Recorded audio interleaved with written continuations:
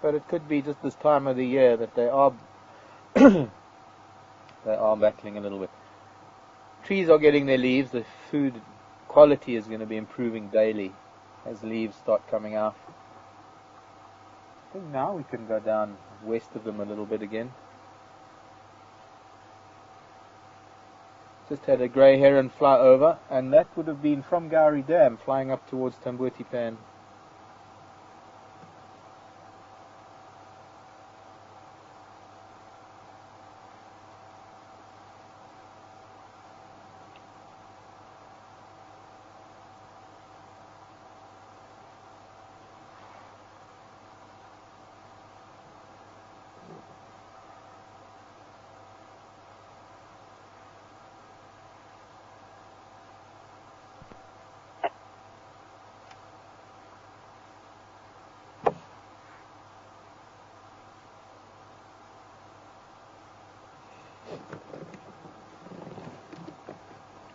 Yes, please.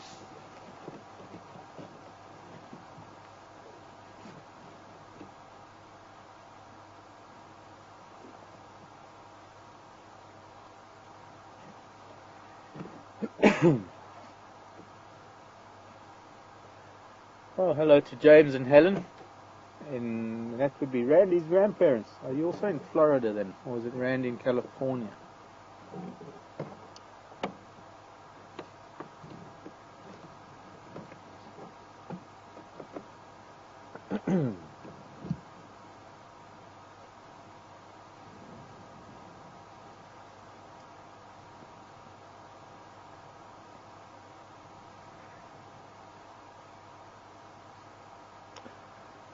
Hi there, Roo.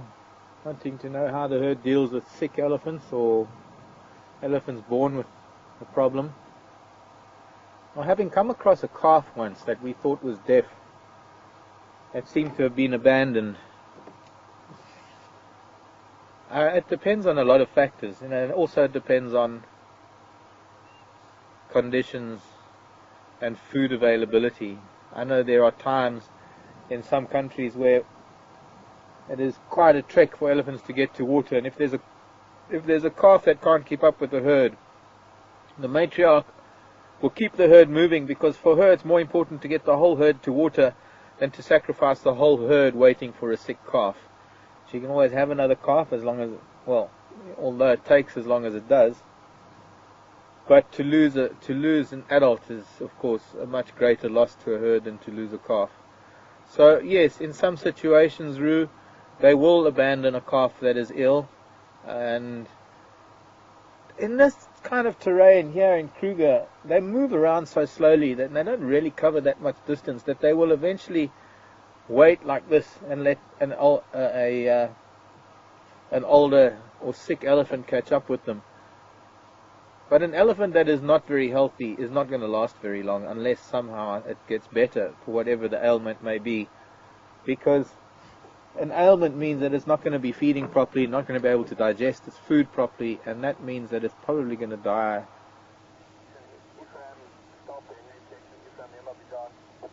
It can take it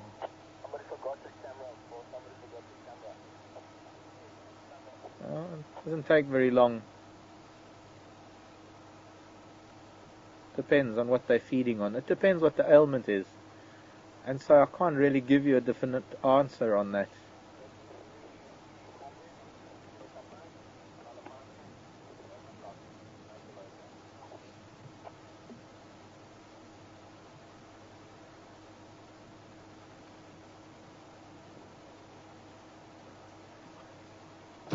Well, I think we should leave them. We need to go and find some more things for you. I'd like to get up to Buffelshoek Dam. There were reports of some leopard tracks up at Buffelshoek Dam or near there, near the cut line, as well as possibility of some rhino up near Cheetah cut line.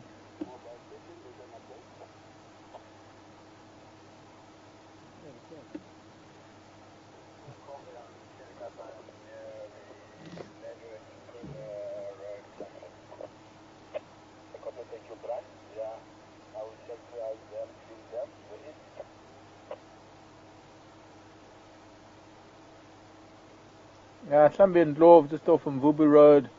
slowly making their way north towards the fire break. I'll leave Gwari branch in Dlele. They seem to be heading up towards Tambuti Pan.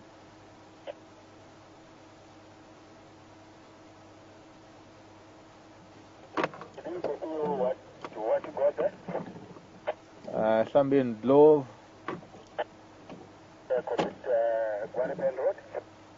Mvubu Road. Mvubu Road north of Gari Dam, moving up towards Tambuti Dam. Okay, copy, thank you. They are west of Mvubu Road in the Shkovanin. What is she doing? Is she rubbing against something? This one. She's swaying.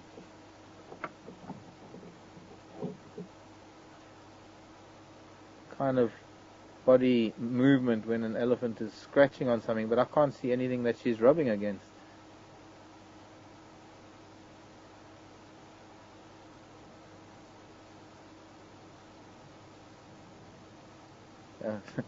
Looking at me as though to say, who are you to judge what I do? Okay.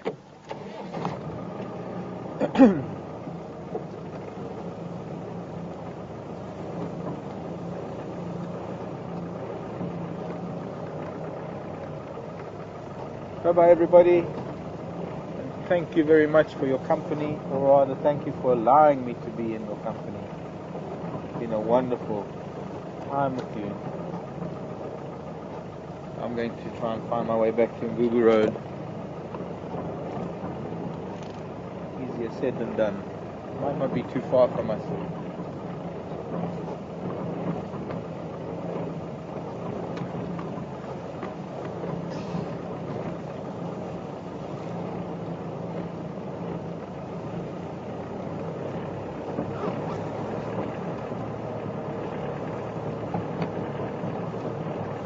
My elefantes.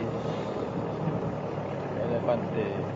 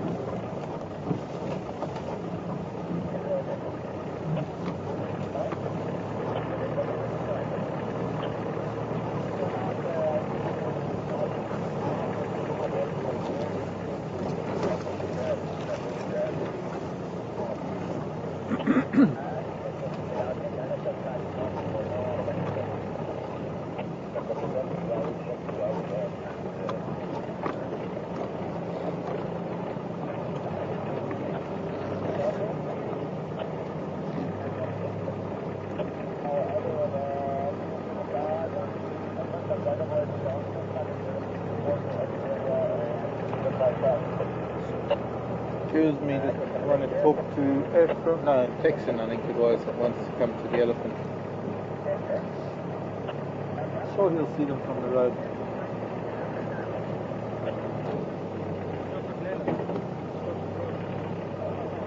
Well, he'll see where my tracks lead. But by the time he gets here, they're going to move.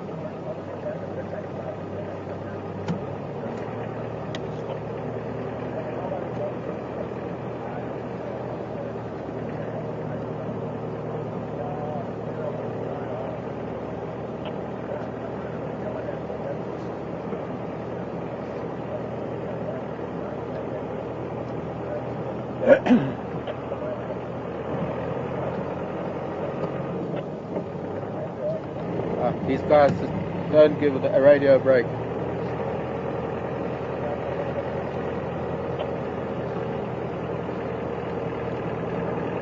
Texan coming?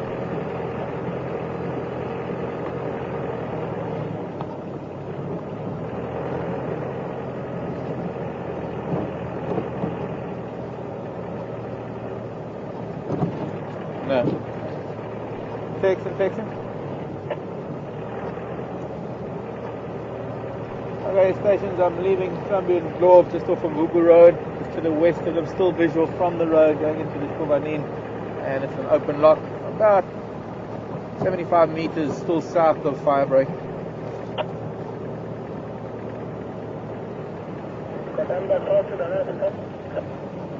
Not yet, text. They're moving very slowly. They're feeding on Majani, so they're moving slowly.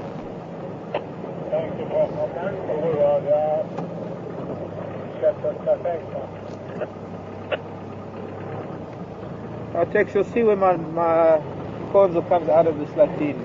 I don't think they'll be very far from there.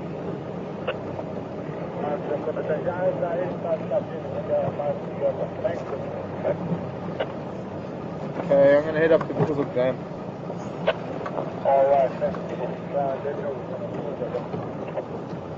Yeah, that's where I want to go now.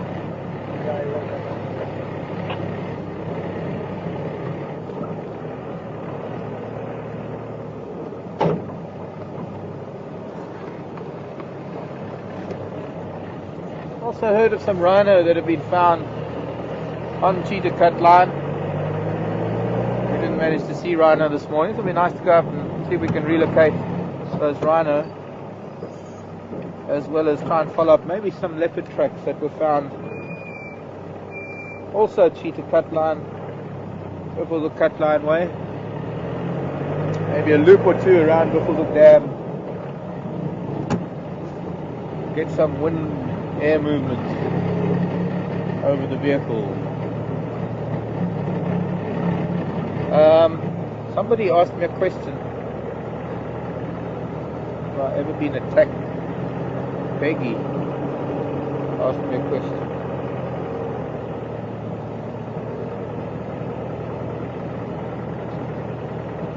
Peggy will know what I mean if I say yes, Peggy. That's a private answer to Peggy's question, and Peggy knows what the question is.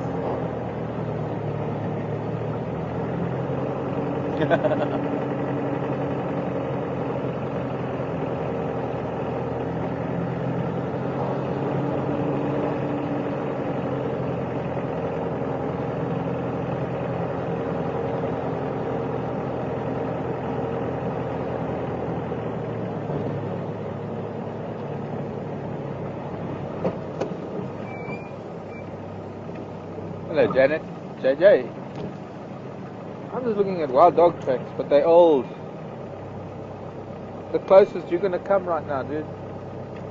See how much smaller they are than hyena. Quite distinct. I'm just showing Herman some wild dog tracks because he missed them. This must have been a little while ago because they are quite old. JJ once got an interesting question that we do get asked sometimes, and it's with regards to the road network that we have, the roads being named, how they get their names, is there a map, do we need a map, do we follow a map? First of all, JJ, the names have been given to these roads sometime in the past. Some of them I can tell you how they get their name. For this road, for example, it's called Buffalo Cut Line, and we generally refer to a cut line as a road that divides two properties, two privately owned properties. On the left is Buffelshoek, that is owned by other people. And to the right is what we call Western Gowrie or Juma. It's owned by Yuri and Pippa Moolman. And a cut line is a road that cuts, it's a cut line. It cuts the line between the two properties. And a long time ago, there actually would have been a fence dividing these two properties. Now, some of the other roads have got cut names called cut line, and they would be for the same reason. We take a road like Rebecca's Road and Zoe's Road that is named after the two daughters of the owners. That's Zoe and Rebecca, who are the two daughters of Pippa and Yuri. I'm not too sure what Philemon's cut line. I don't know who Philemon was. He was probably somebody who worked here for many years and had a very close association with.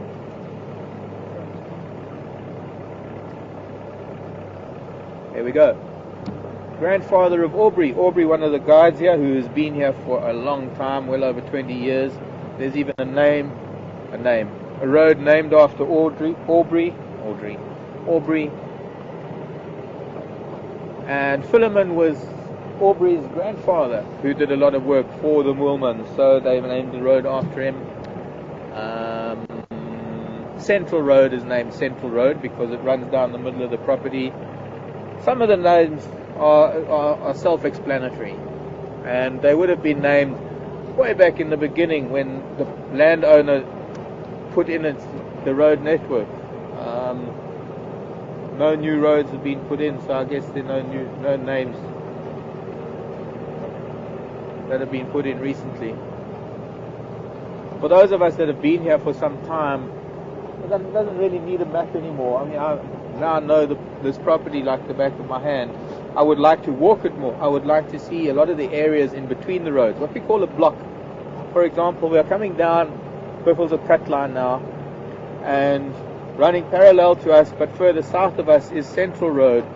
Now, the junction that is coming up ahead of us is a road called Gowrie Cut Line.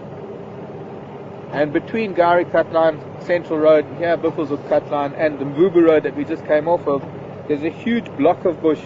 I've been in there with elephants, I've been in there with leopard, been in there with lion, but I would like to rather walk that area to get to know it a little bit better. And maybe one of these days, hopefully, we'll be able to do so. Hello, Impala. Trying to get to some of the new growth on this firebreak burnt area.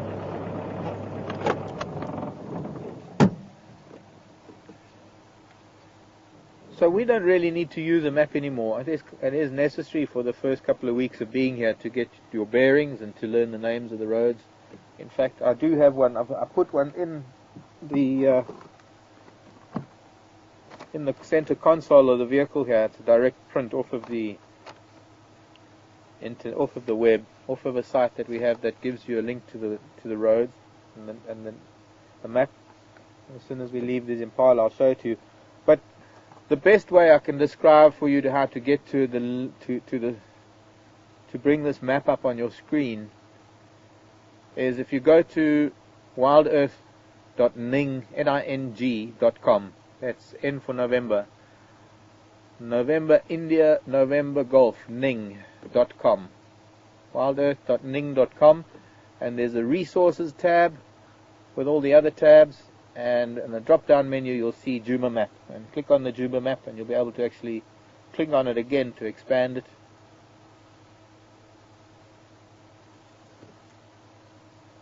And that is the map that we use when we're all starting, and I've had one printed off so that I could show it to the tryouts, the people that were here having a tryout, testing their presenting abilities, so that we can find a new presenter, and I printed this out so that I could show them. Unfortunately, it's not a very great map because it's a little bit small, but the main thing I wanted to point out to them were the boundaries and where the different dams were.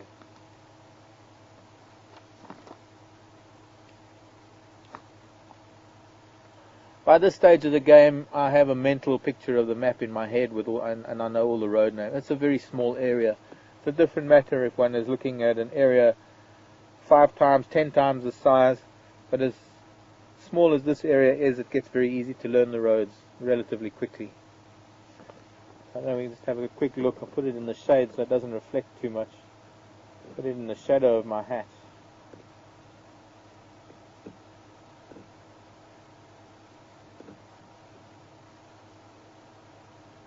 It is in color on the web. I just printed it in black and white. Not easy to see it on this. You see, as soon as I put it in the sun, you can't see it, and it reflects too much. But you can see a very dark line coming in. This is the lodge, almost in the middle of the map, and this dark road that comes in. This is what we call Vuyatela Access Road, coming in from the gate. And these marks here, there's a spot that shows you where Wild Earth Camp is, and here's where Vuyatela Lodge is, and Gowrie Dam. We are now up here on Gowrie Cut Line with Buffelshoek Cut Line, and we are heading further east, and this is Buffelshoek Dam where we're going to be going now. And I know there are a lot of people that do follow us on the map. There are a lot of people that like to keep track of where we are. And that's why we're constantly letting you know which road we're on when we can.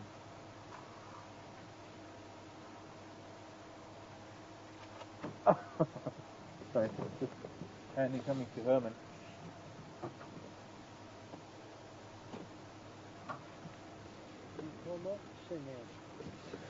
I see there's a vehicle on the fire break already, so it looks like somebody's going in the same direction that we are. Not serious.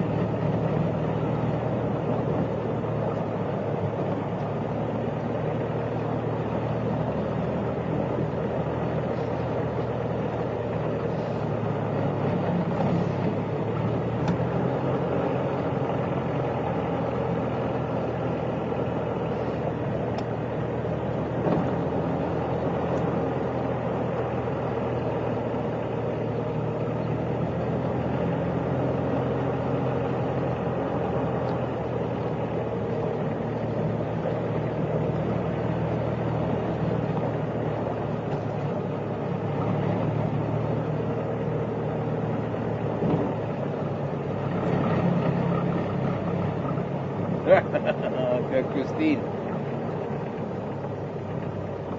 Interesting. Christine wants to know if I'm walking in areas between roads, do I carry any protection? And thanks for the compliment, Christine, because you can't see me jumping up a tree getting away from a lion. On what grounds? Because I'm too round? Or I'm too old? Or I'm too what? You're too strong. You won't have to climb up the tree. Just look the line.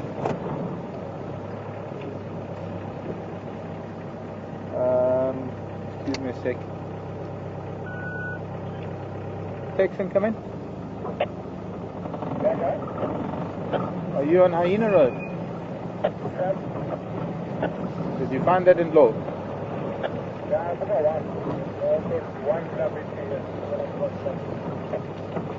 Okay, yeah, but that in law was on Mbubu Road.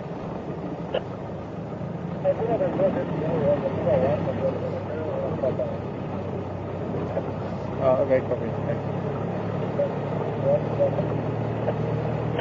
Okay, cool. Well, Christine, I guess one thing I could say is if there was a lion, I wouldn't need to climb a tree. I just shout at it and it runs away. No, actually, come to think of it, I don't carry anything for protection. I'm looking at getting a pepper spray. The only thing I'm worried about really is buffalo. I'm not too worried about lion. I've walked into enough lion. I don't want to sound complacent because it's complacency that brings about accidents. And it can be dangerous. Thinking that animals are all going to behave the same way based on your experience with those animals in the past. That's when you can have a problem. But I walk around at home. I don't own a rifle. I don't really like guns.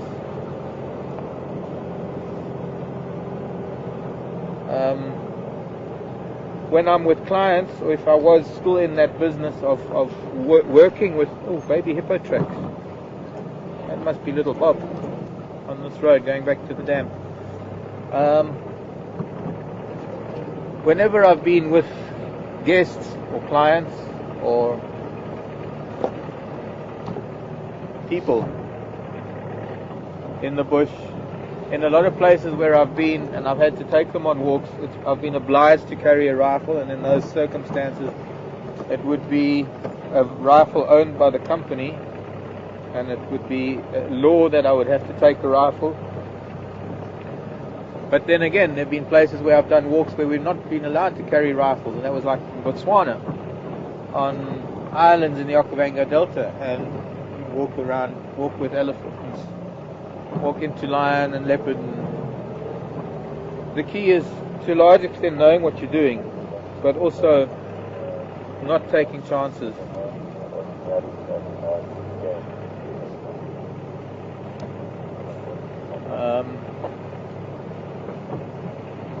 I've had some hairy encounters.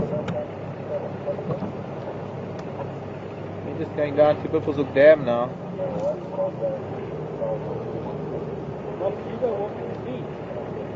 Yeah. I know, once the new crew is here and we fall into a nice, steady, I wouldn't say routine, but once we get new sort of work ethic going, and it's going to be important for us presenters to be doing things like researching drainage lines and finding things that we don't see from the road. And it'll be nice to have you guys on camera with us so that you get an idea of what we're about more than just being on the vehicle with us, and upgrading your knowledge as well. So it's something that I want us to do as a team.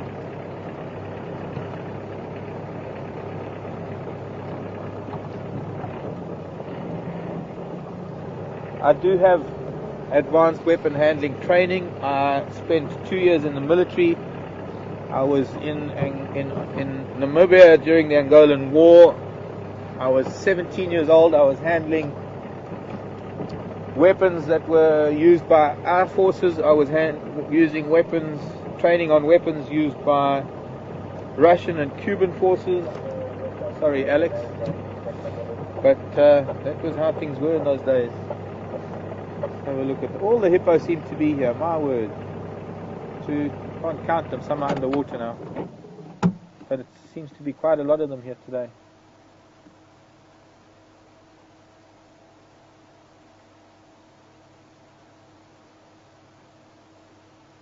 The Angolan War, when well, back in the 70s and into the very early 80s.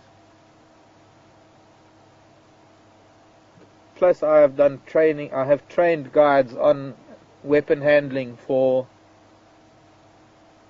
large caliber weapons that are used in these circumstances. You know, when you go walking, you can't go walking with a 306 rifle or a revolver or a handgun of even a 44, 45 caliber. Legally, one cannot walk with anything under a .375. And the two calibers that are used are 375 or a 458. Not to be confused, but by the way, with a 357. A 357 is a handgun. 375 is a pretty heavy caliber rifle. And although the bigger 458 seems to be maybe more powerful, it actually doesn't quite have. It might have the stopping power, but it doesn't have the penetrating power that a 375 has. I've never had to shoot anything. Or let me put it this way. Oh, that hippo is going to maybe do something. It's sort of getting a bit active. Backing up against... Yeah, gonna... You see what it's doing now? Flicking its tail. Now it's got this tail that is what we would call dorsoventrally flattened. It's flattened in a way that makes it almost like a spatula, sideways shaped spatula. And as it defecates, it fans it, it sprays it. Now in the water it's one thing, but what it'll do is the male hippo does that as it walks around between the different dams, between the different areas that it's grazing, and it constantly lays down its scent on all its pathways by doing so, and that advertises to other hippos who it is, what his health is, perhaps even what his age is, his dominant status, all sorts of things. Little messages to other hippos, calling cards. Wonderful story why the hippo does that. And that is, you see, a long time ago the hippo lived out of the water. And not having hair and having the kind of body that they did, they got very, very hot.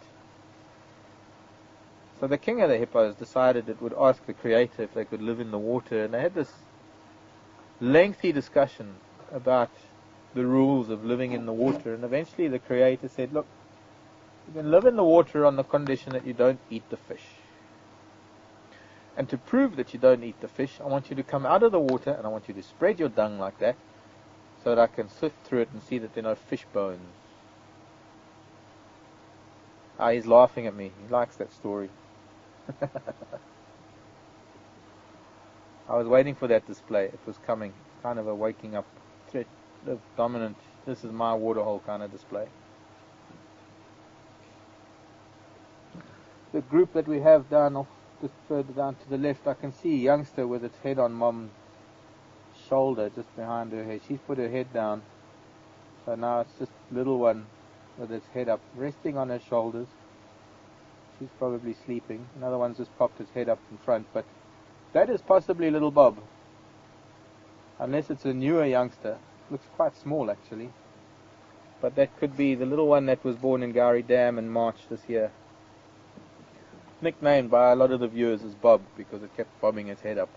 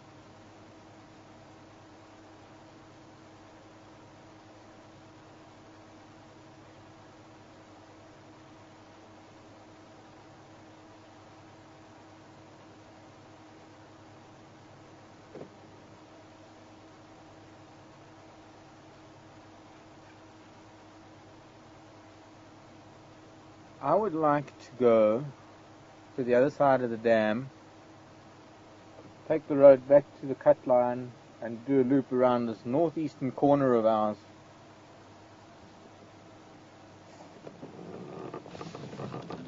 Hey, darling. Okay.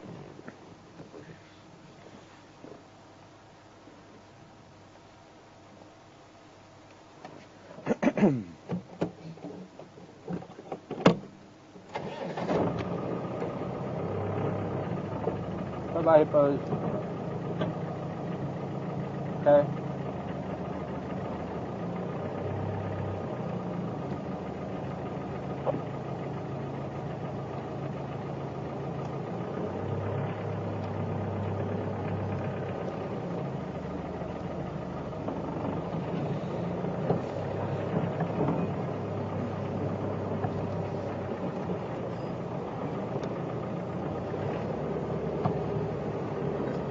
Through the dust.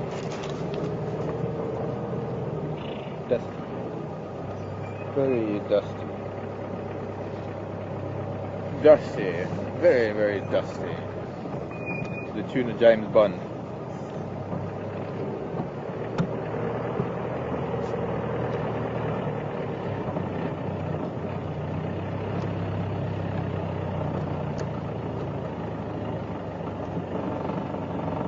Now that we merge through the dip, continue. We've got a bit of a northerly wind. It's turned. It was blowing from the east earlier. It's blowing from the north now.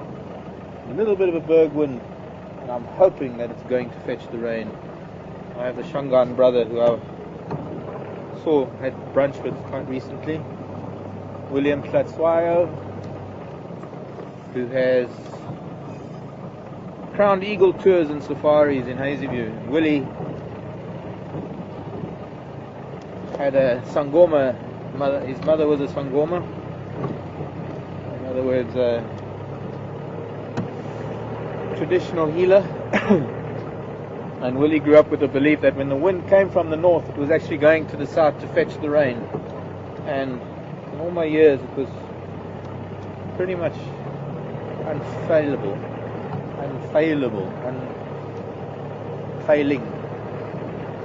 Didn't always happen, but most of the time it did, especially in the summer months. Not feeling too much of a pressure change in my ears, but a nice warm wind from the north could indicate something coming. We've just had a cold front, now just another high pressure system, and let's hope that maybe another low pressure that comes through will bring some rain.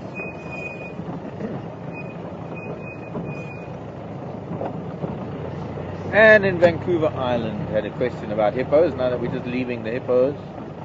Hello, Anne. Wanting to know if hippo are born in the water. And if so, how long until their first excursion out of the water? And just briefly look.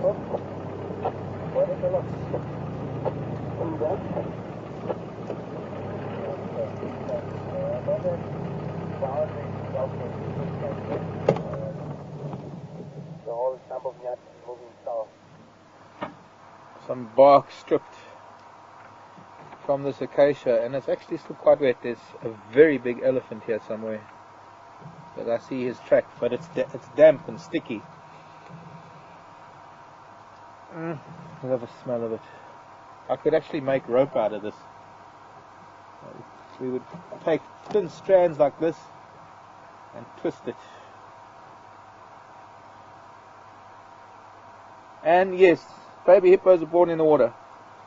Highly vulnerable. So the mother gives birth in the water, they suckle underwater, they spend the first couple of weeks in the water before they venture out, maybe only venturing out in the evenings when she feels it's safe. Anyways, there's a big elephant around here somewhere.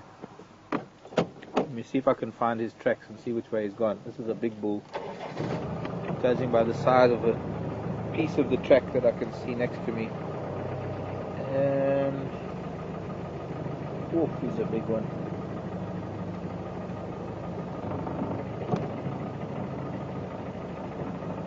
Infallible Kay, thank you. How are you, Kay? I hope you're doing better.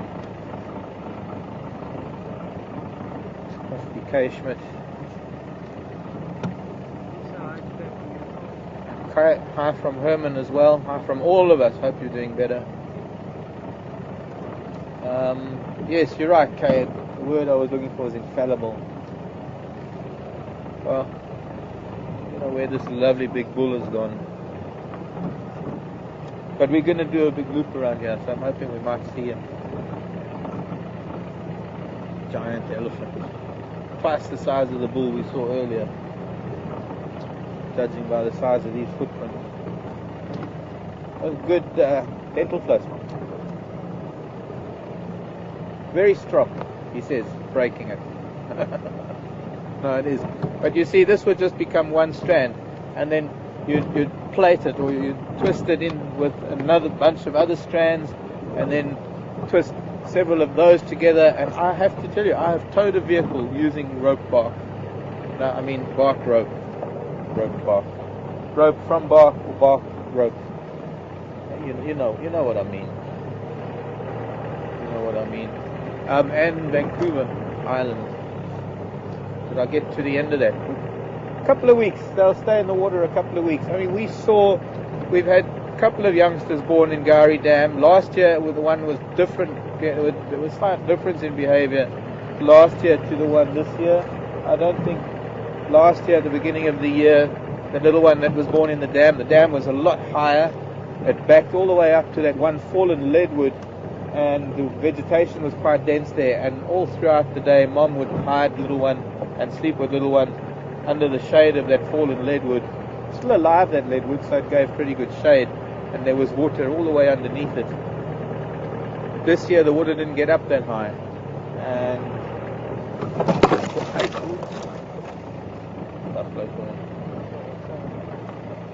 yeah, it attacked me. It attacked more by buffalo thorn than by buffaloes themselves. And then this year, little Bob that was born in the dam, I mean, it was only a week or two, and Mom had it running around outside the dam already, but not too far from the water, always close enough to the water that at a hint of danger it could run back in. But we also had some wonderful interaction with this little one, and Vishun and Duna. Kind of once in a lifetime moments that if you were with us and you managed to watch, you would have seen it. It's probably not going to happen again for a long time. I want to look at a shape in the shade on a branch in a tree. A shape in the shade in a branch in a tree. Which is all it is a shape in the shade and a branch in the tree.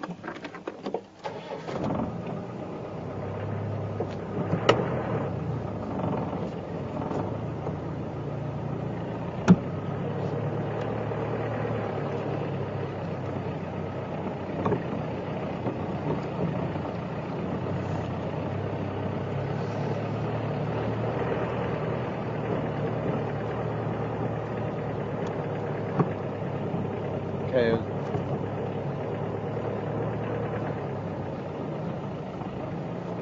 Next question, please.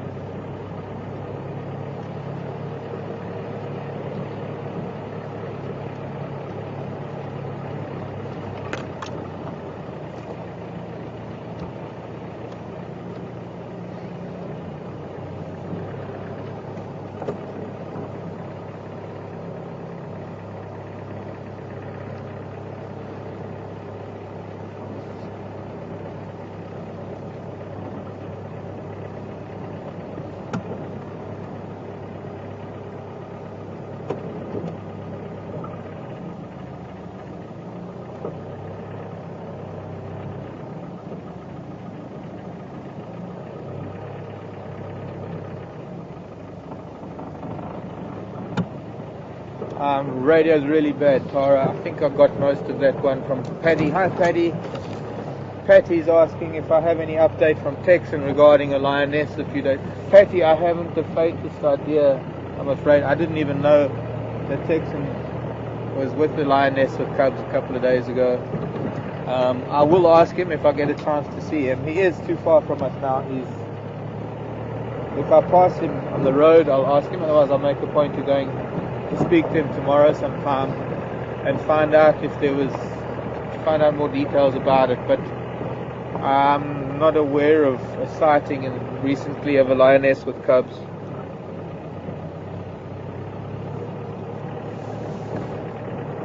But I shall ask for you, Patty. Go up the fire break.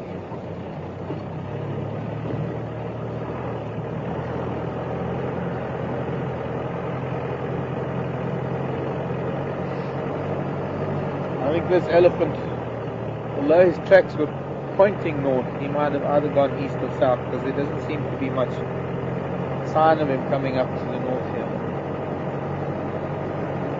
Not yet at any rate. Must be a magnificent big bull.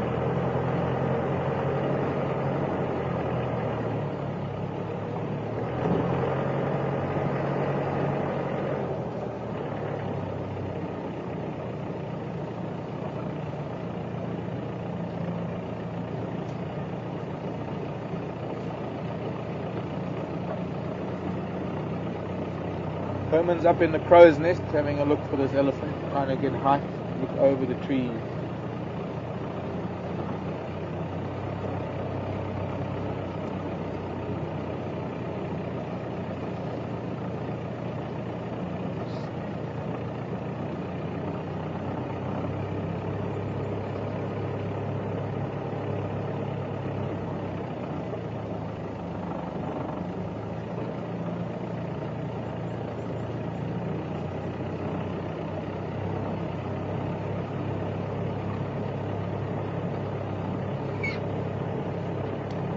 While I look on the ground for relevant tracks.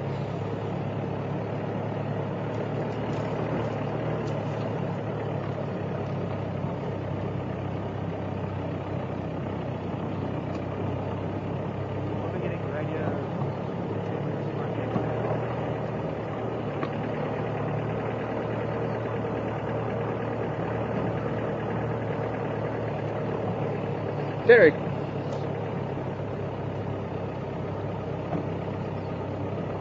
Derek's saying there's no caliber rifle, no caliber weapon that can protect you against Africa's most dangerous creature. And you're right, Derek. Fly swatter or a mosquito net. Most dangerous creature is the mosquito. Actually, the human is. It's the human, because I think AIDS has finally taken over as the #1 killer from malaria.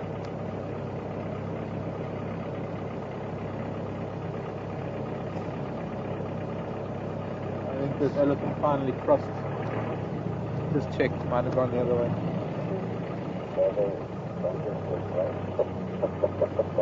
Rhino tracks that way. Giant elephant looks like he went. Might see his tracks on Cheetah Cut Line, just around this corner.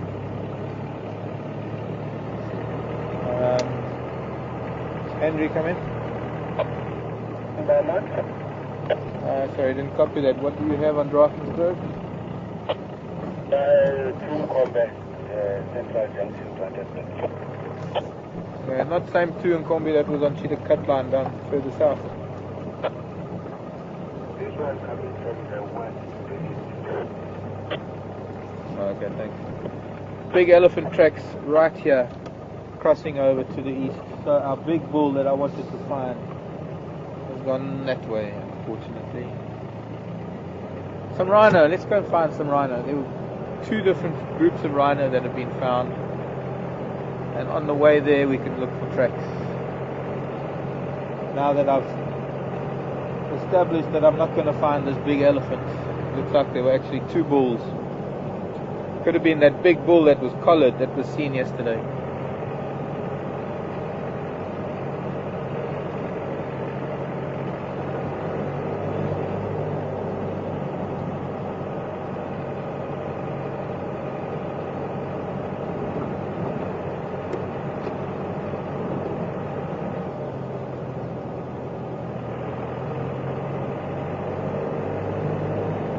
The collared female and the collared bull around in the last few days.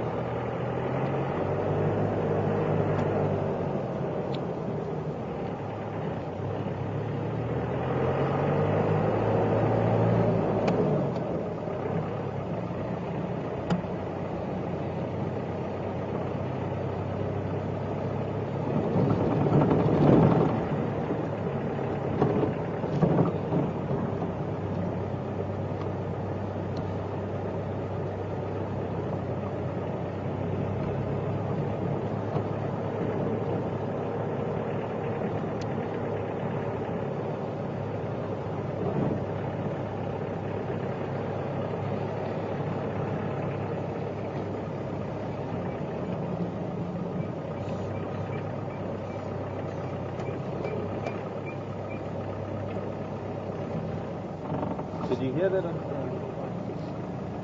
There was just somewhere in the grasses off to our left. There was a noise. I don't know if you heard it. It almost sounded like a squeak on a wheel. But that was a buff-crested bustard, or the red-crested korhan, as it used to be called. A male giving off his territorial call. But he's starting to sound a little bit hoarse. I wonder if he's been shouting too much.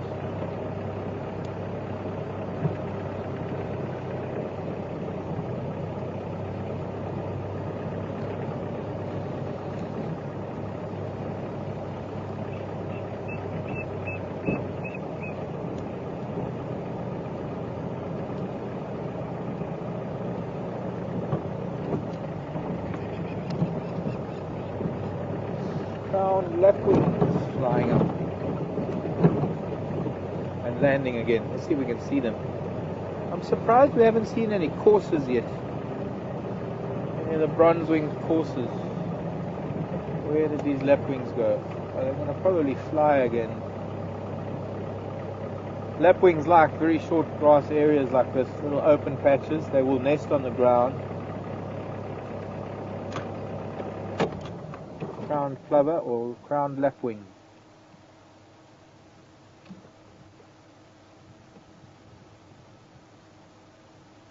almost invisible.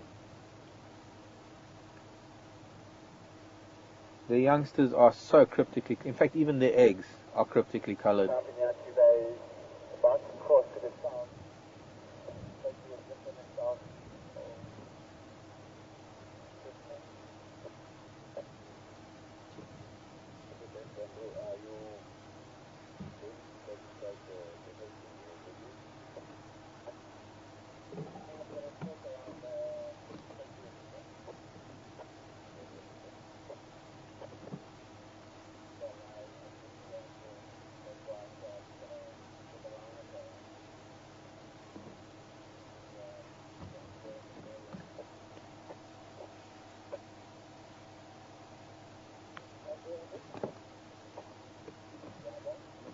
Okay, let's go look for rhino. The sun seems to be falling fast.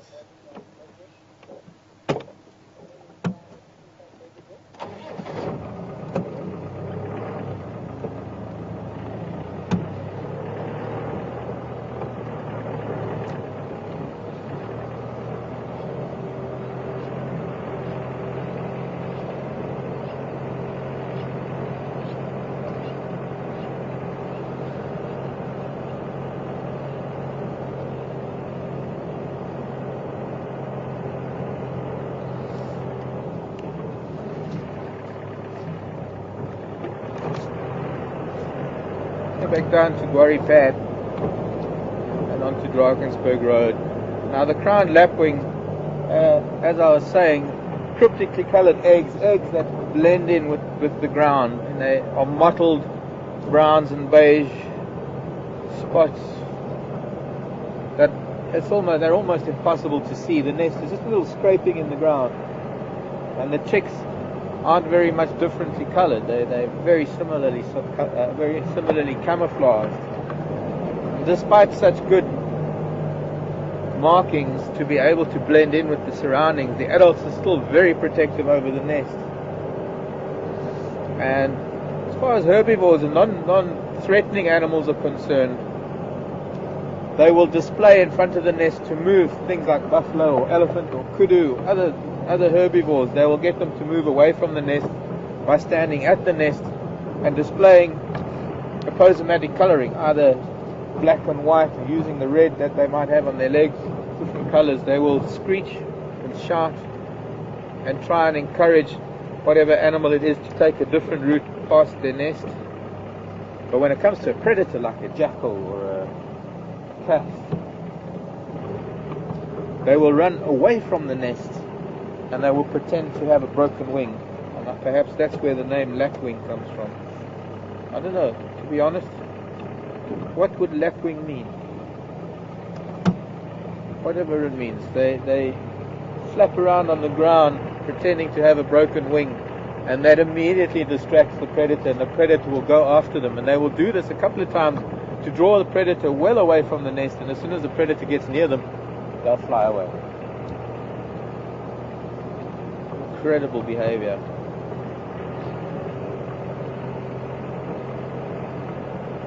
Just thinking, if lapwing, the name lapwing refers to the fact that they pretend to have a broken wing.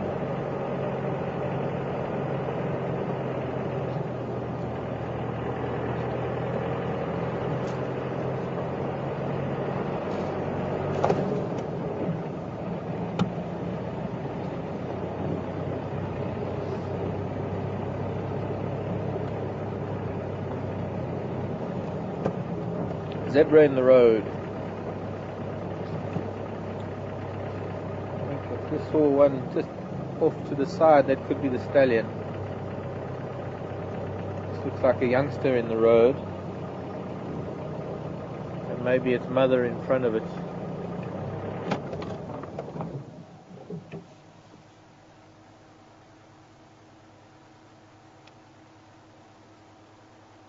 What is she doing? Don't know. You know, I'm sure these flies laugh at me, slapping my own face constantly.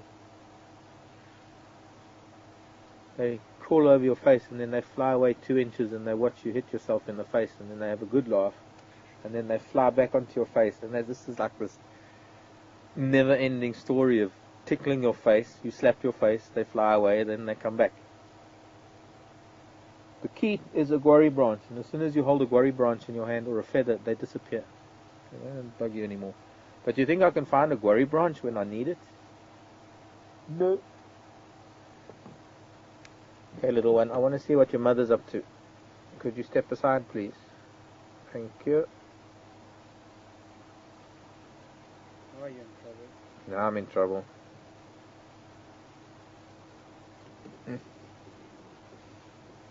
Looking to see where Dad is.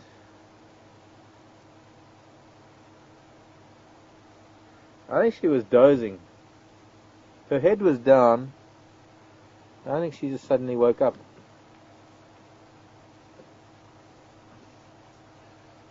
I'm going to touch an itchy nose and face now from one tiny little fly. It's about a quarter the size of a normal housefly, so it is extremely agile, and so often we find a leopard lying down being irritated by the same type of fly, and now it snaps at the air. Okay, let's see what we can find further. I think she was dozing, I really do. Her head was held fairly low. She was just standing there, her head down. And then she suddenly jerked her head up and went off to the side.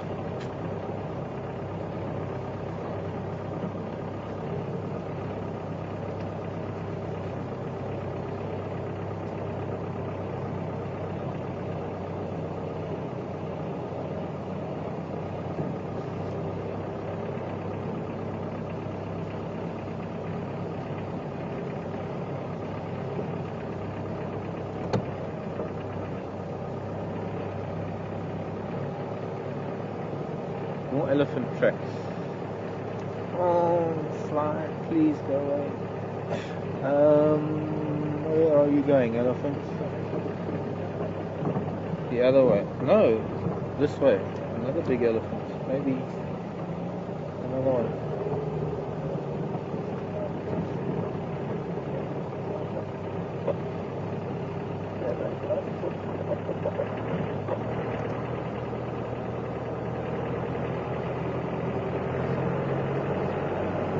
There's elephant.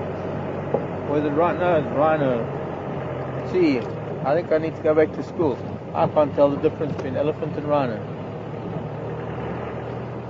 I just saw big and grey, and of course for me, you know me, first thing that comes to mind is elephant. I've got elephant tracks on the road. Honest mistake. I think.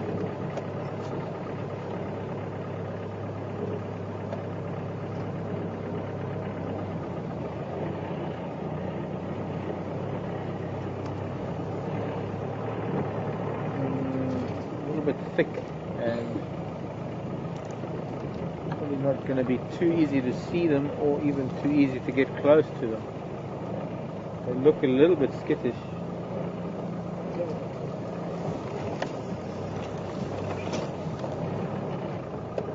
No, they're moving already. Actually trotting deeper into the bush.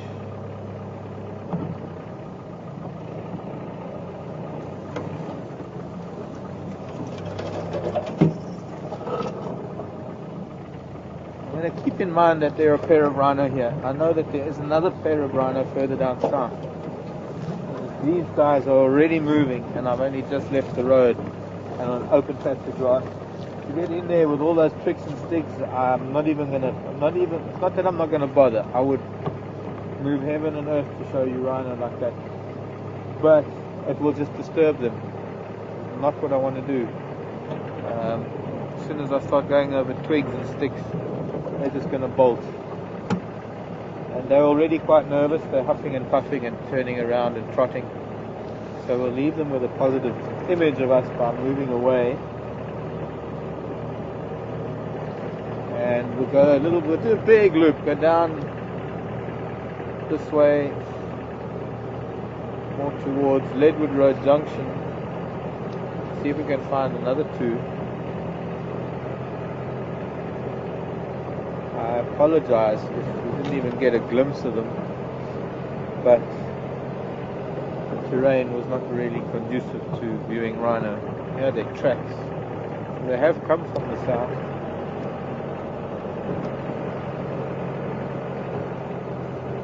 Let's go back up to Cheetah Cut Line.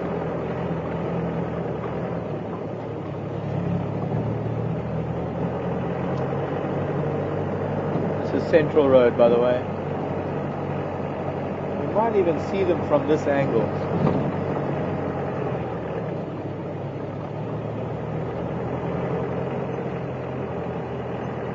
Or we might not.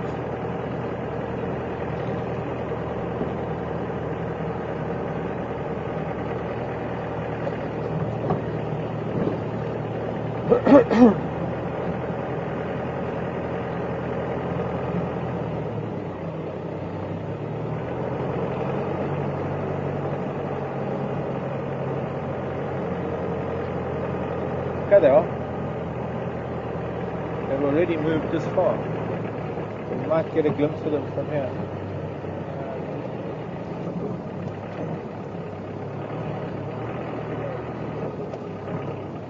No, they're moving up to Cheetah Cut Line. They move not far to go.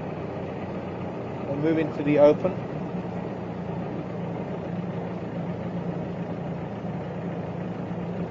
Hey boys, come on, move up.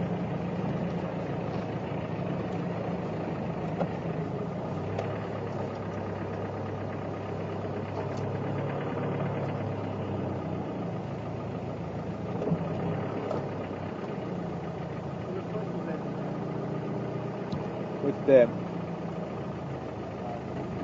Gary Dam. Okay. I still got to show people a rhino there. I've been talking about it. So they're slowly moving up to Cheetah Cut Line. I'm trying to match their speed with my speed.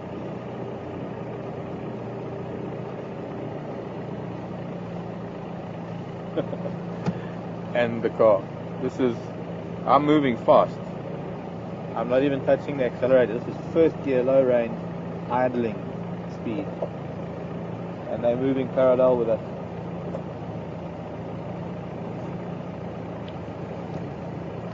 Cheetah Cut Line is another 50 yards. Stop.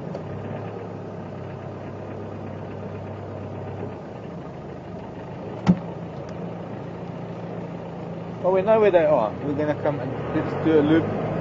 I tend to agree with Herman that we do a little bit more, another few minutes up here on Cheetah Cut Line and see if we can locate that other pair of rhino. If we can't, we'll come back here and see if they might have moved into a more visible area, slightly more open, and failing to see them, try and get back to Gari Dam just before they end the drive to see if any of the boys are there,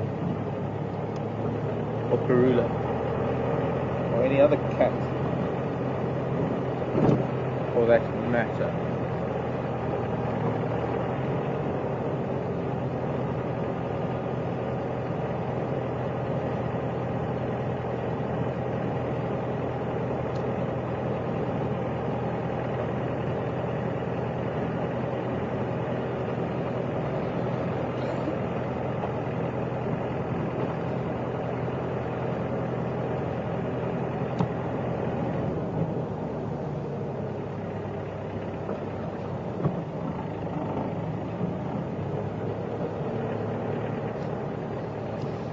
Sandy. I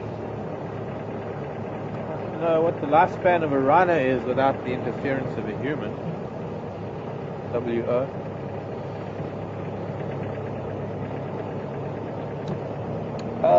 In other words, like rhino like these that are not persecuted or hunted or poached. I think about 45 years, if I'm not mistaken. Tara, what do you think?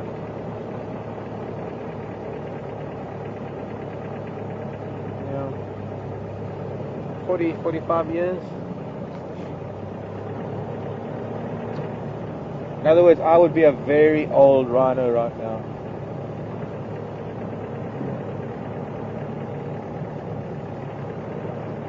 past my sell-by date if I was a rhino. Alex was saying what?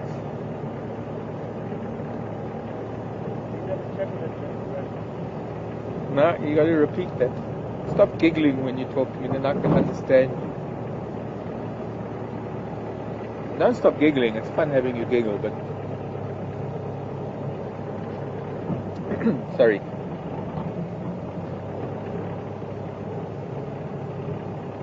I am old. Yeah, okay. The radio keeps cutting out when you're about to say the word old. I wonder if that has any bearing on things. Yes, Alex, I am older than I was last year.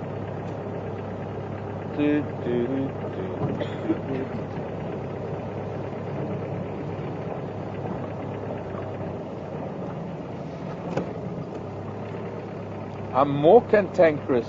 Okay, Alex is saying I am like an old rhino.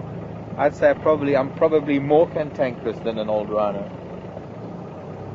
Oh, this is the lion tracks from this morning that I wanted to look. We're gonna. I forgot. Lion tracks and nobody followed up on, and I was supposed to earlier, and of course, completely sidetracked by everything else that's been happening this afternoon. We've been having a fantastic drive, spending time with elephants, having some lovely questions coming in. There's been a little banter between myself and Final Control and good-hearted jokes.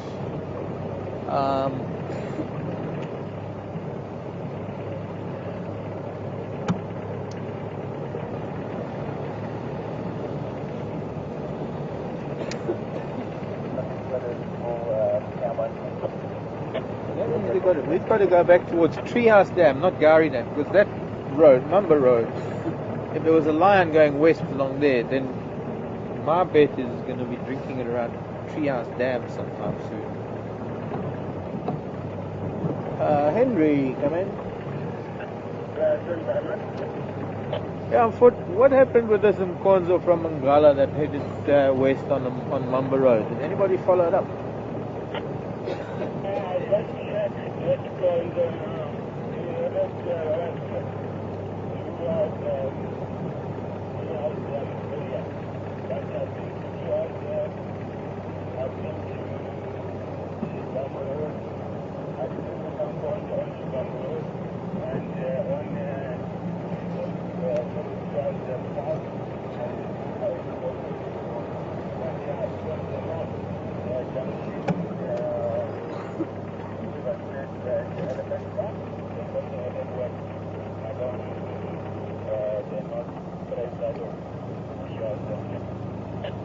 Thanks very much.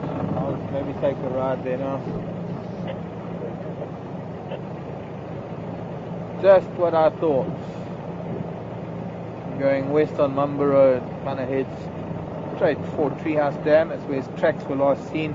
I think, judging by where, hello zebra, judging by where we are now, if we start going to Treehouse Dam now, we might be lucky finding this cat, which means that I'm going to have to give up on rhino. These rhino that were here, their tracks heading east, so they might have crossed, unless they've been up and down all day.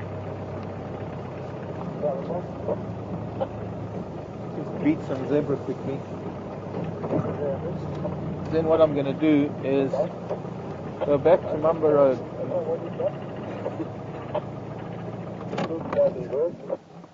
Looks like a dog. Looks like it, smells like it, sounds like it, must be.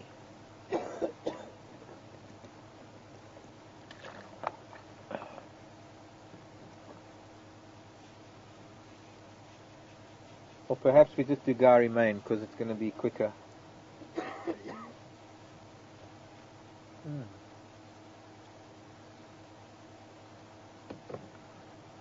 Maybe I need to find you some buffalo thorn leaves to chew on for that throat of yours.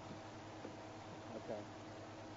Not many buffalo thorn leaves available this time of the year.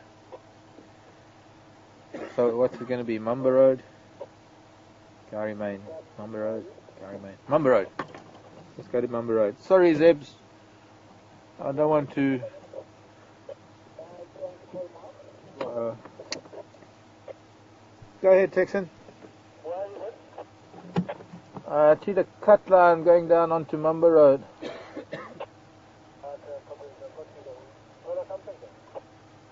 Yeah, just some manga. I was going to turn around and go back down Mumba Road. I want to get back towards Treehouse. Did you see those in Kombi, Central Road, to the cut line junction? Yeah, I want to check them. Some there was at the side of the cut line. Yeah, affirmative. A little bit skittish. I didn't get a good visual of them, but they were coming up towards Cheetah Cut Line on. If that's central, you've just turned down, then they're probably just north of you now.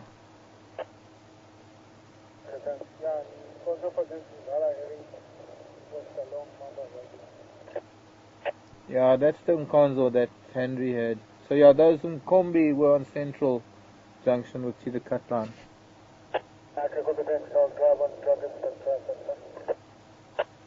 They were heading up towards the cut line, only about 50 meters away from the cut line.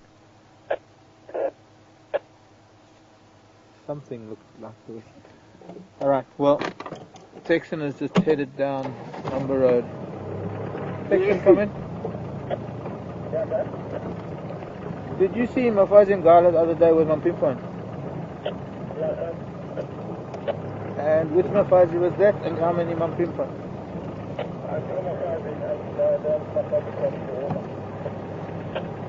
Not Snaggletooth. Sorry, go again. Was it Snaggletooth female? Was it that Snaggletooth female?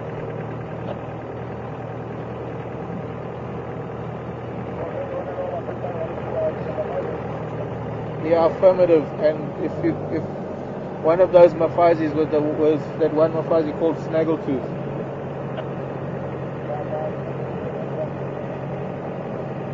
Okay, and how many Mampimpan?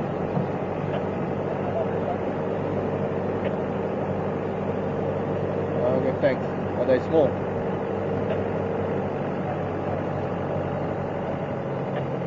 Okay. Paddy, I can't quite copy text and I think it would be better for me to actually go and talk to him. Doesn't sound like it could have been Snaggletooth. I don't think he quite understands what I'm getting at. But evidently two of the Kahuma females that were seen with two cubs.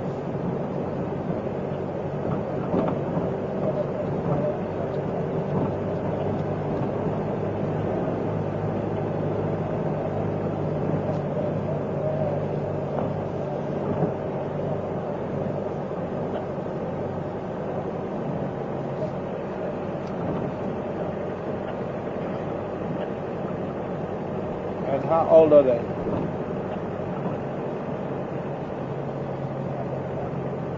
About 45 years. Thank you, Ed. Nice to know you got a sense of humor.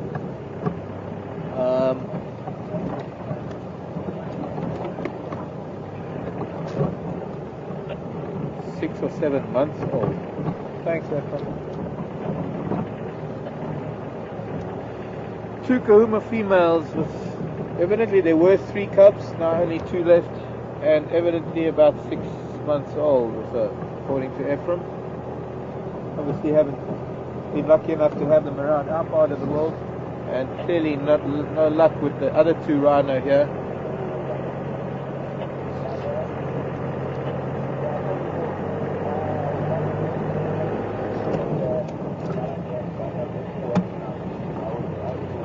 I wonder, I mean, those well, it must have been different rhino, maybe. Maybe not. Maybe not. There are times when we can have quite a few rhino in the area.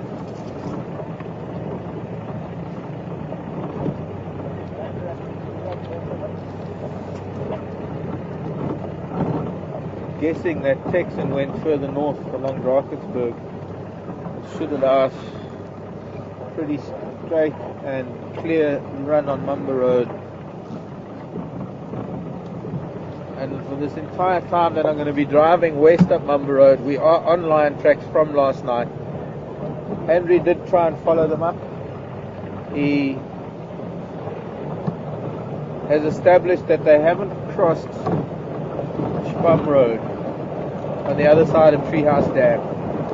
They have crossed them, when I say they, I'm talking about tracks because it's plural, but it's a single line. He hasn't crossed, well, let me see, it doesn't sound like he's gone any further west than Treehouse Dam. My guess is that he's been sleeping somewhere in the vicinity of Treehouse Dam. We are going to make our way there, and if it takes, however long it takes, we're going to sit there till the end of drive, because hot day. I'm already putting into this cat's head that it's time to wake up.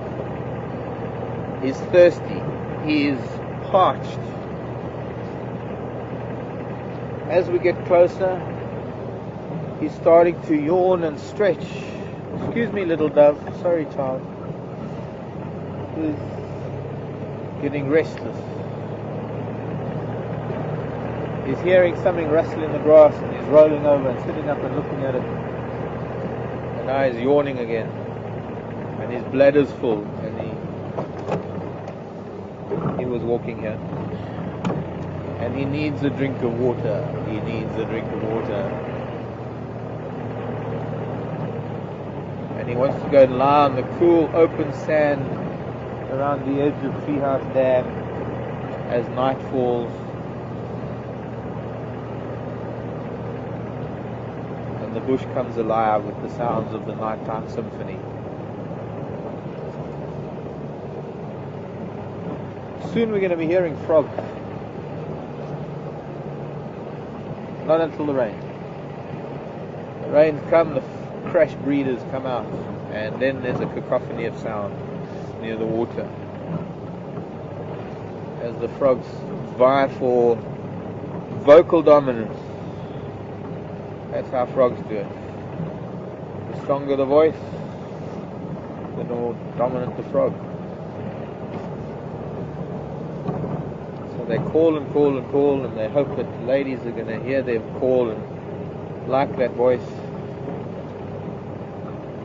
Meanwhile, back at the ranch, there's a little less dominant frog of the same species who thinks to himself, you know, all these guys around me, these 5,000 frogs in this tiny little pond, are all calling, and they're all trying to outdo each other.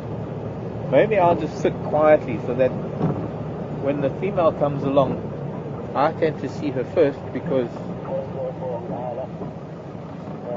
Excuse me?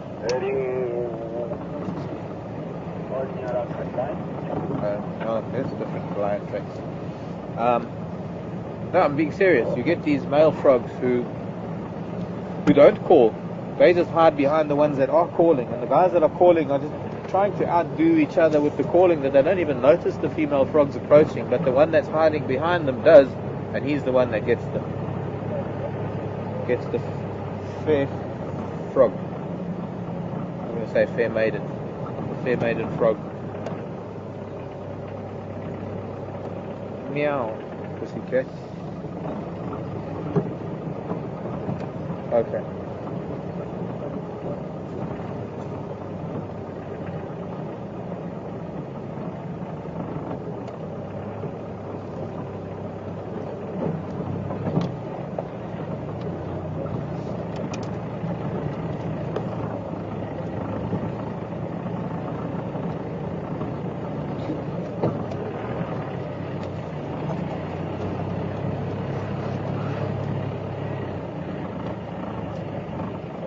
Vivian from Chicago.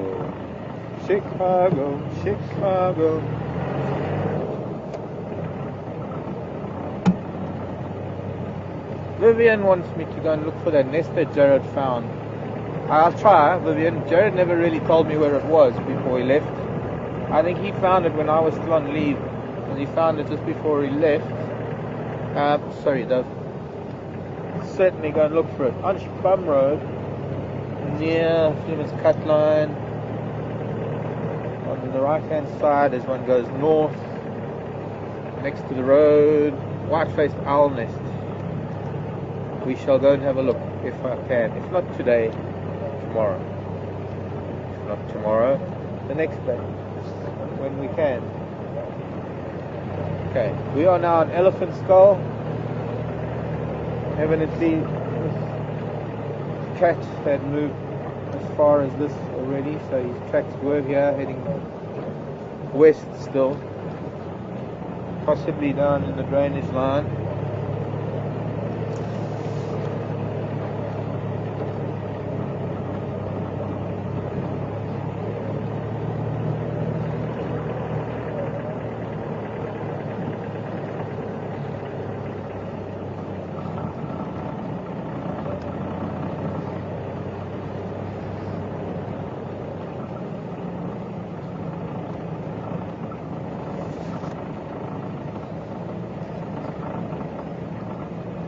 Elephant tracks.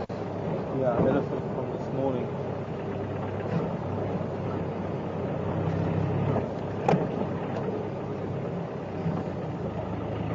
Zebra have been rolling.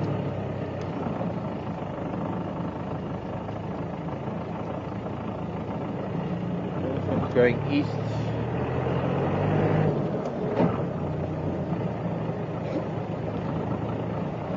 I need to find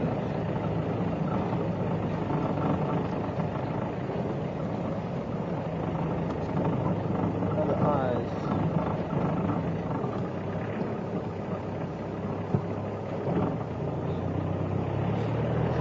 Clear eyes. I don't know what I did with them. Ow.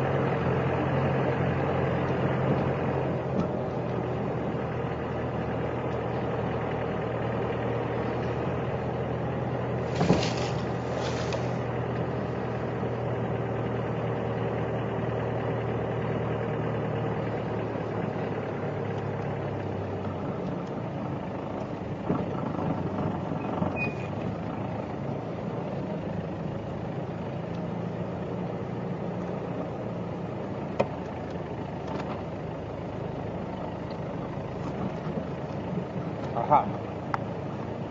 I have found it, Schultz. I have found Eureka.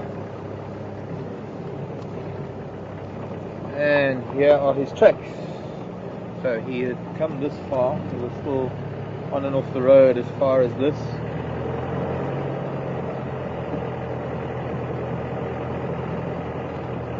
Every time I change my glasses, I get this very weird twitch in my eye.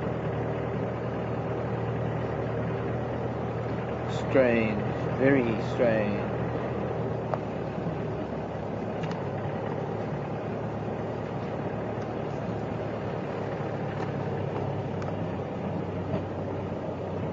He could have been sleeping. It's quite deep. We've had the leopard down there before, and we've never been able to find them when they are down there. Could have been sleeping somewhere down here in this drainage line, which is essentially the line of Treehouse Dam, the dam wall. There he is. On his back, paws in the air. I tell you what, mate, it's so easy to find him. And all we have to do is, let me go a little bit forward. Can you see him from there? Just that white belly. Look at that. You can see in the middle of your picture. There's a white belly sticking up in the air. That's fantastic. And Henry, no, you know what? There's still big male tracks on the road here going west. So maybe there's more than one. Who is that? Finally, my first cat since I came back from leave. That's a young male. I wonder if these are the young cougar males. Okay, let's see if we can get a bit closer to him. Okay. Or should I just... He's not going anywhere. Let's just go and check by the dam. Let's just go and check at the dam. In fact, I mean, there are tire tracks on top of this. I can't believe. They must have been here and they drove past him.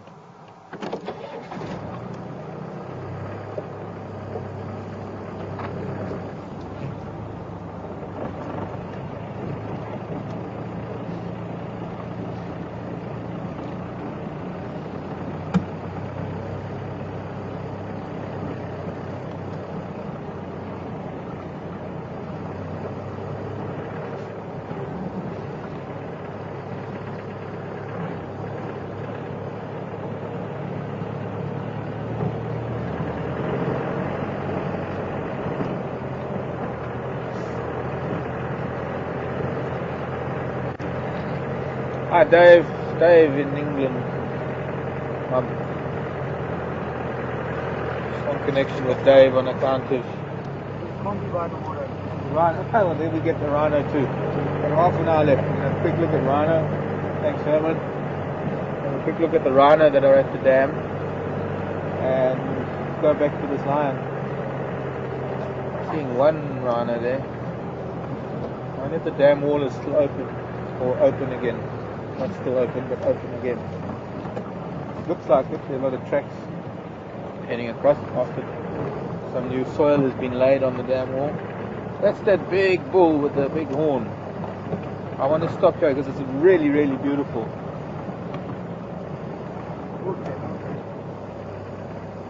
And the sunset. Dave Hill has just corrected me. You know, if we had the camera really low down, it's not like we can take the camera off. We'd get the sun reflection in the water, but we can't. Dave, thanks for clarifying that. I have been referring to the red-crested bustard as a buff-crested bustard, and I'm clearly wrong on that account. And I think, oh, wonder what is making him so skittish. Possibly the scent of lion. It's twisting and turning like that. Magnificent rhino. Now, my sojourn in East Africa is probably what has put it into my head to call it a buff-crested bustard, which is clearly or evidently a different species to the red-crested bustard that we have in South Africa. And thanks for clarifying that, Dave. Strangely enough, I thought it was the same one, and I thought since the name changed to Korahan, from Korahan to bustard, I thought they changed the red-crested to buff-crested, and I'm still kind of confused because I'm old school, and I need help from people like you to put me on the right track. So thanks for that, Dave. Dave Hill in the UK. And hello to Jenny. Well, when are you going to Kenya? Or have you been already? As the rhino waltzes off into the sunset. Isn't that beautiful? All rhinos should have that kind of freedom. Not only freedom, but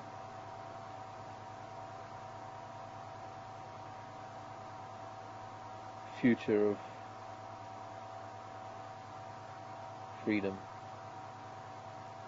Okay, time to go and visit this cat and see where he's at. See what he's up to.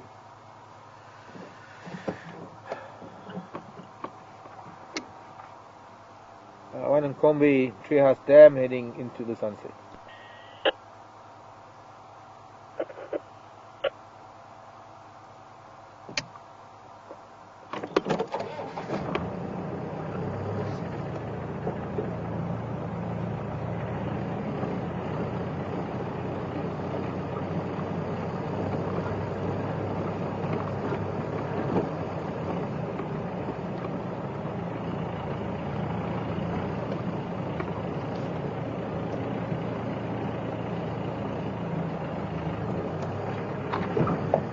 Got enough time till the end of the drive to sit with this boy till he wakes up. Could be that his tracks were on the road because he might have come to the dam and then headed back down to lie down further away from the dam.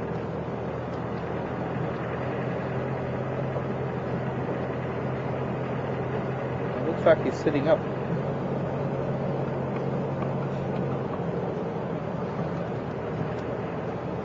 Yep, he's actually facing us now.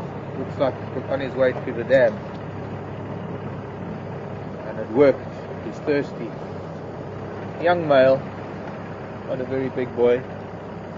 I'm going to try and move off the road. I think he might want to come up to the road, so I'm just going to pull off the road so he can come past us. Come this way, boy.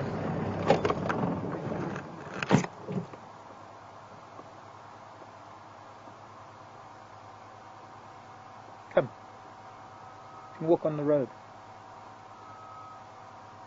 Yeah, next to me. I'll hide behind this little thorn bush and you won't see me.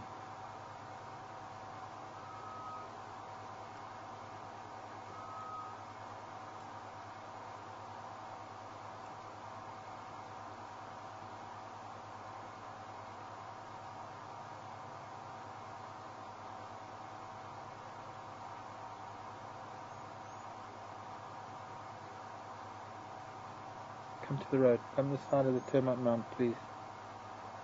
No, he's not. He's going to go the other side.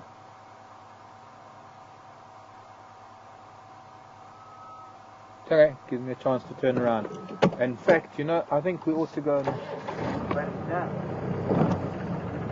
Yeah. Definitely come and put it. Yeah, because I've put it in his head that he's thirsty.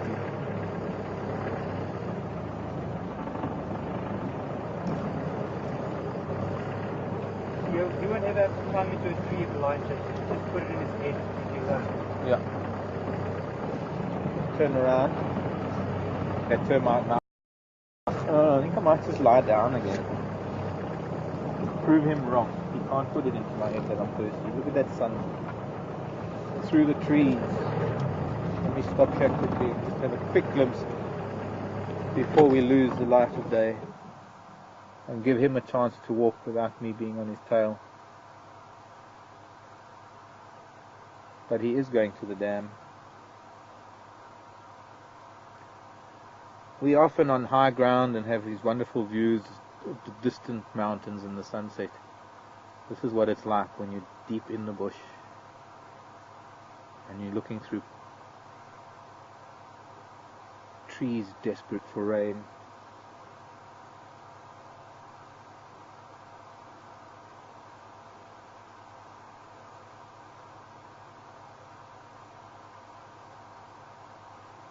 Okay, we'll have glimpses of the sunset. We'll have glimpses of it again, but I'd like to just, we've got, time is of the essence. We are for about 20 minutes to spend with this boy.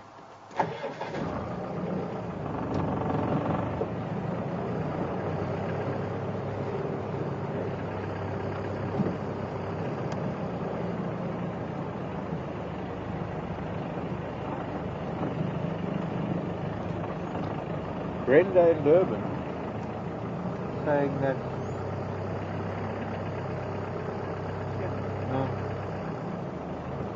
saying the black-bellied korhaan has become a black-bellied bustard, but the red-crested korhaan remains a korhaan. Interesting.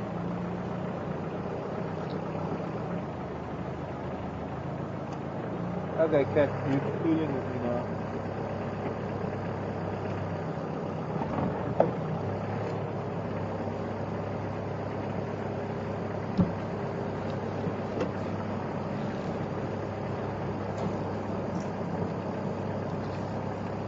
Takes us long to turn around, so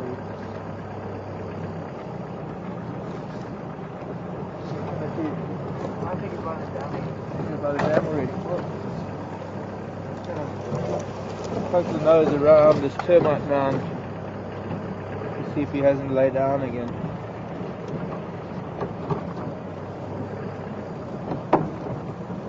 Or maybe he's walking up the drainage line. On this pathway, maybe.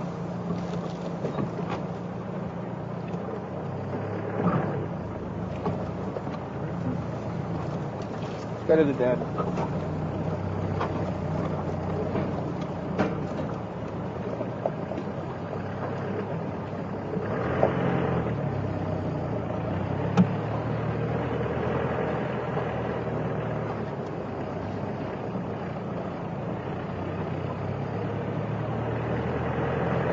We also drink from that little patch of water just below the dam where it seems to leak out, or seep out rather.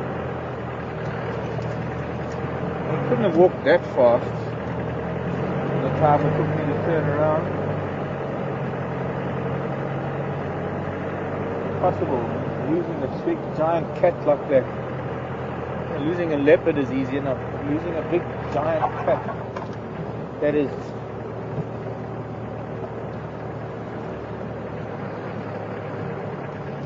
good.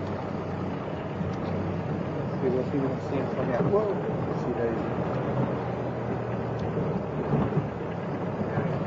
See, he's drinking at this little pond that yeah, let's see him from here, through that little gap. We've seen Mishu drinking down there, we've seen Nduna drinking down there. It's possible that the water seeping down here is perhaps a little bit clearer after the seepage coming through the dam than the dam itself. Clearly a thirsty cat, and he's going to probably drink for a while. I'm just going to have to call it in. Stations 1 in Gala, Treehouse Dam.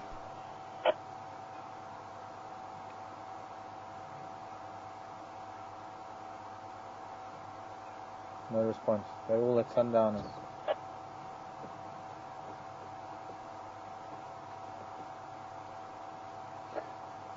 As of now, no, I'm not too sure who he is. He's a young male. He's looking a bit healthier than the Styx young males, about the same age. So he could be maybe one of the Kahuma young males.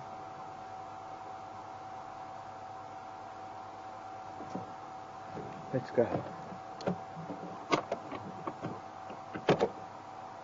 Okay.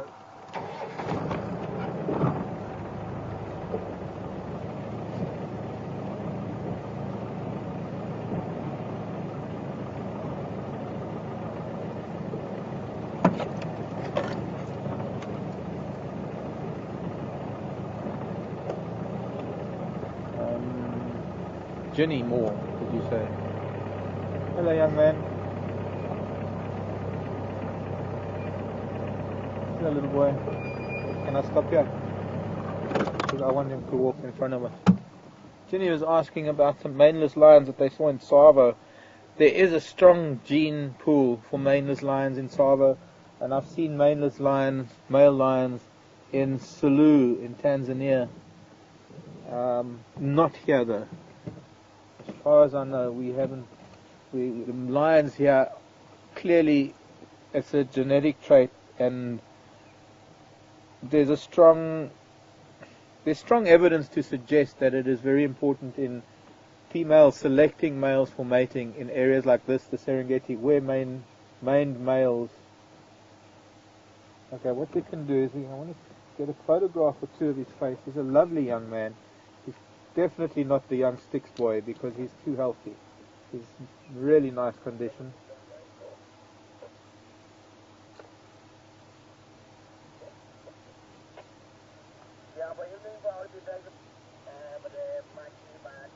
He seems to be bigger than the Styx male as well. Just because he's healthier.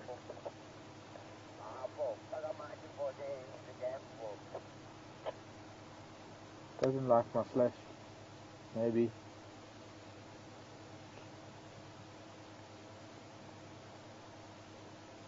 Ephraim coming? You copy about Ngala? Treehouse Dam.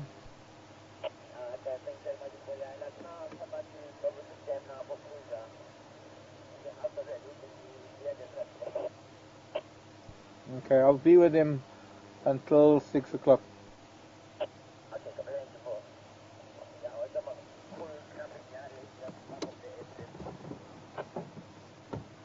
Let's follow him a little. I'm not too sure who he is.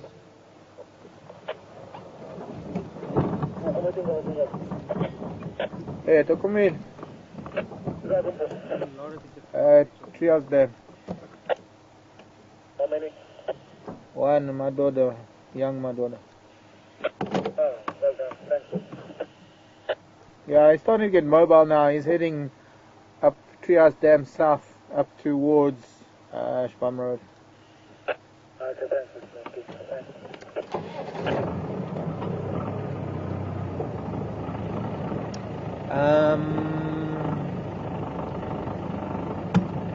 Follow him. He's going off road now. Young male on a mission. Maybe he's not even Kahumas. Maybe he's from some other group. But could he be windmill male? We have to go in here.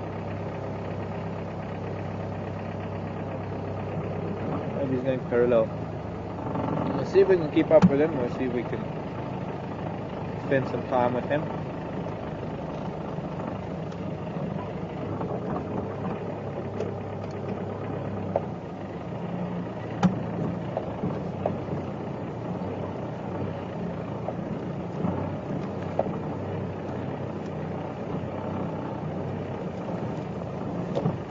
Toileting, yawning.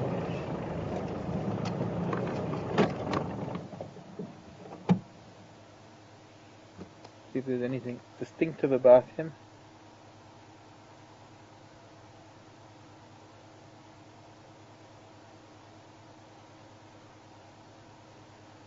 He's got a very distinct pale patch above his hips, above his pelvis, on his back, that I noticed when he was walking earlier, and I thought it was just a light, but looks like, yeah,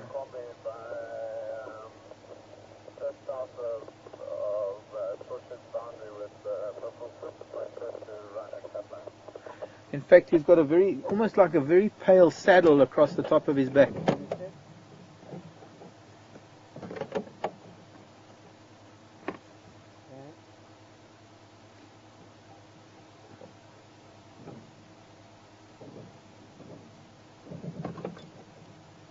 And that should be quite a distinctive feature.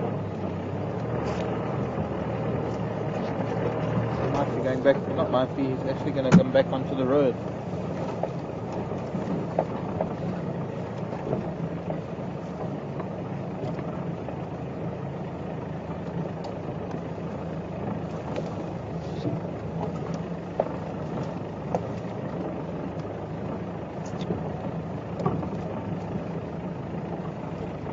Not very shy.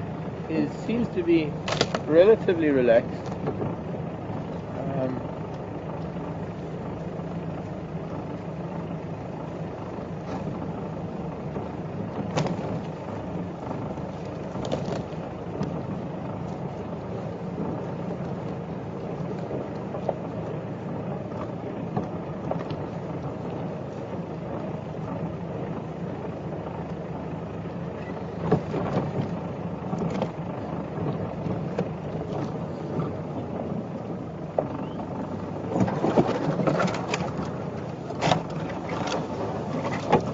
I can see his ear turned back towards me, so he is aware, both ears in fact are listening to me, listening to the vehicle,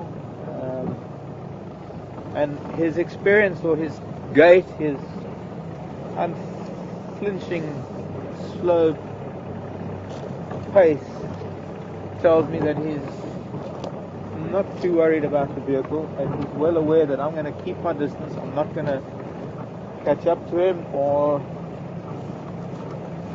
he's not intimidated by the vehicle. Get back onto the road, and then it's not as noisy and bumpy as we try. And I want to try and get a little bit ahead of him so he can walk up towards us. He's about to come back onto the road. If I can just get up a little bit ahead of him and see if he'll walk past us on the road.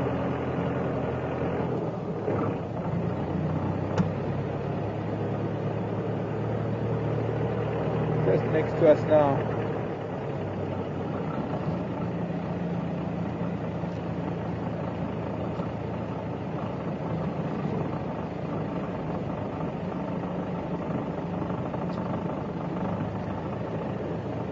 No, he's not going to come onto the road.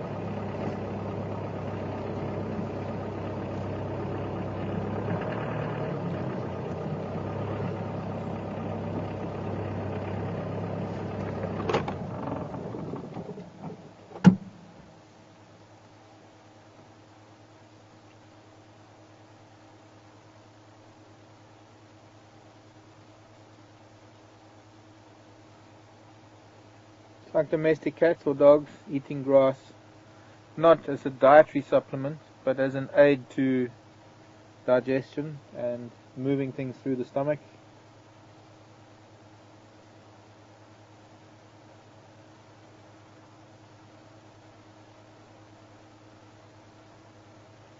Some grasses will even help rid animals of internal parasites.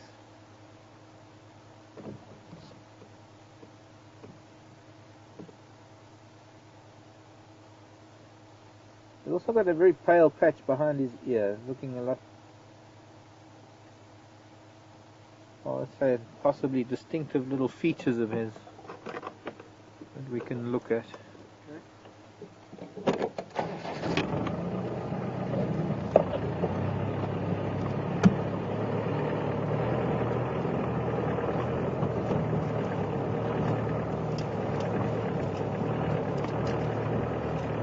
He's on a game path that we've followed the sticks on, I think, on numerous occasions, and I'm not going to be able to follow him through there. Go back onto the road. But we've seen the sticks coming from Little Gary, coming down this path to Treehouse Dam. We've had them walking along here before.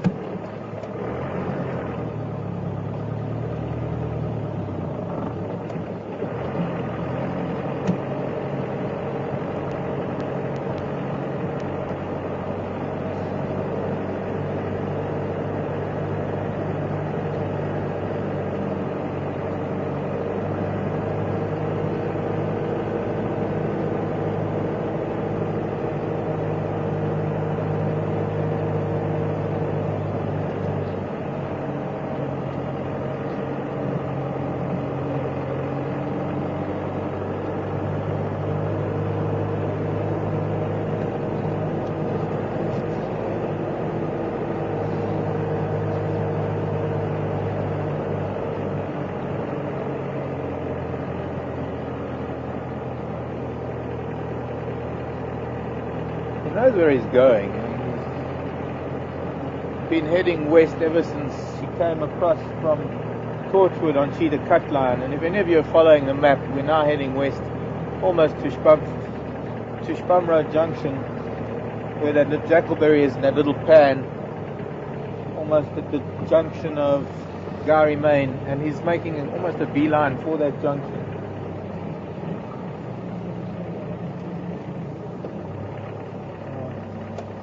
I can't get in there to be close to him. I want to just try and get to a point where we're a little bit ahead of him. Yeah, he is. Looks like he's going to come through this gap. Let me stop, switch off. He's just keeping about 20, 30 yards off of the road, walking parallel to it.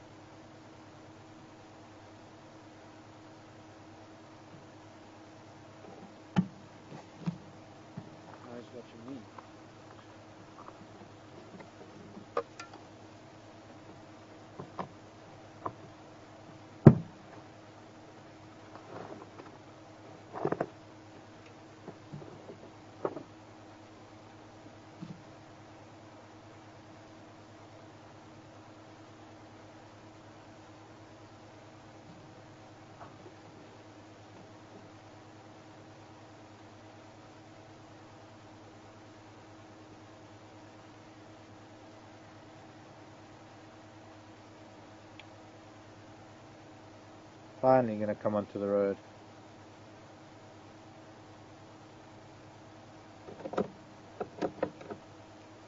And a stretch. Hi there, Calvin.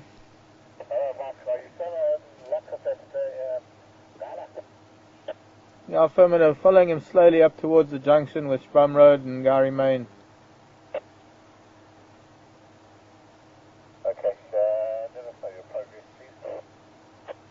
Sure, we'll do. We're still quite far from that Jackalberry at that little pan, that dried pan. He's now back on the road, but he's slowly mobile. Okay, thank you. Now moving off the road. Whereabout are you?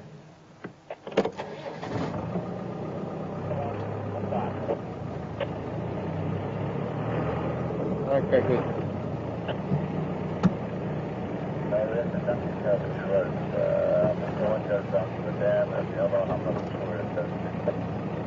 Yeah, that one's Spum Road. Take that road all the way, and then you get to those mud pans where it's almost before Little Gary sign. And then take the road that comes back down to Treehouse Dam. Okay, thank you, Mark.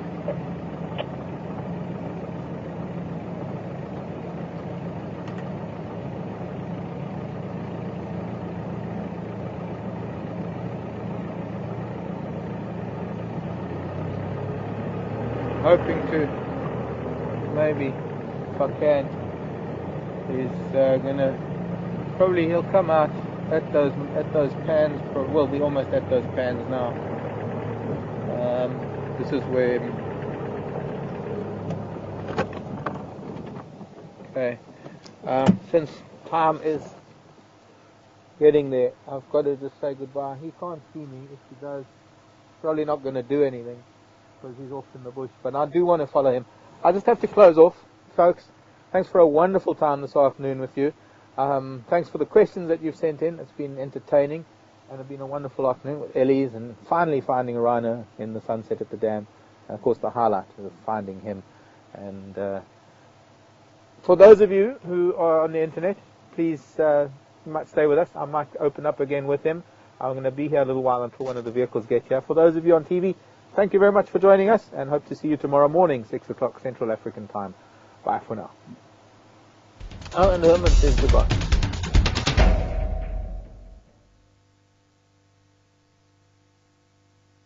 Just wait until we get it. And you're back with us, and he's climbing a termite mound. Let's go to him. Sorry, I've got to stay with him at least until the other guys get you. Calvin, I've got your visual.